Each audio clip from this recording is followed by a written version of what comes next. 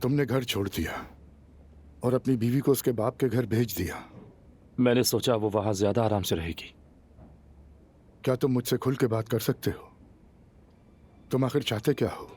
क्या तुम्हें दौलत चाहिए रोहान, या फिर नूर तुम पर ही इंहिसार करे? क्या चाहते हो आखिर? आपका क्या मतलब है अब्दुल्ला साहब? तुमने आकर मेरी बेटी का हाथ मांगा और मैंने इनकार कर दिया। उसके बाद नूर की तुमसे शादी हो गई, उसने तुम्हें अपना लिया और तुम्हारे रंग में रंग गई।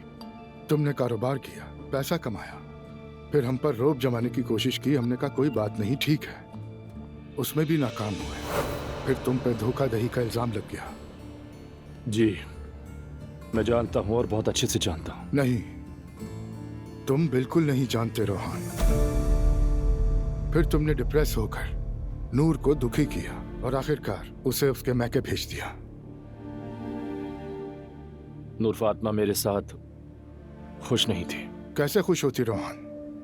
जो सब कुछ मैंने तुम्हें बताया उसके बाद कोई खुश कैसे रह सकता है? उल्टा तुमने नाराजगी भी नूर पर निकाली, जैसे कसूर सिर्फ उसी का हो।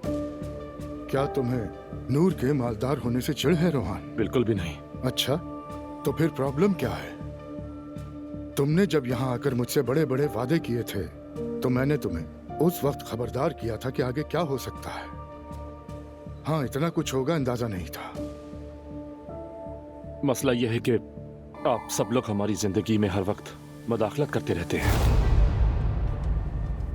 अच्छा, तो फिर सोचो जरा रोहान, जब तुम जेल गए थे हम मुदाखलत ना करते, अजलान और मेरे वकीलों के बगैर, तुम आखिर क्या करते?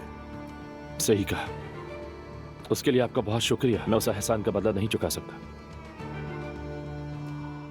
लेकिन मैं सारी जिंदगी एहसान तले दबकर नहीं जी सकता। हमने तुमसे बस एक ही चीज चाही थी और वो थी नूर की खुशी। हमने कभी भी ये नहीं चाहा था कि तुम हमारे आगे झुको। असल में सच ये है कि तुम नूर की जिम्मेदारी उठा ही नहीं सके। प्रॉब्लम ये है। प्रॉब्लम ये नहीं है, लेकिन इस वक्त मैं आपसे कुछ भी कहूं उस पर आप हरगिज यकीन नहीं करेंगे। जानते हो तुम्हारी कमजोरी क्या है? तुम लड़ने वाले इंसान ही नहीं। देखो ना रोहान, तुम अभी भी अपनी बात को समझा नहीं पा रहे मुझे। क्योंकि मैं थक गया, बस अब तंग आ चुका। अब समझिए आप?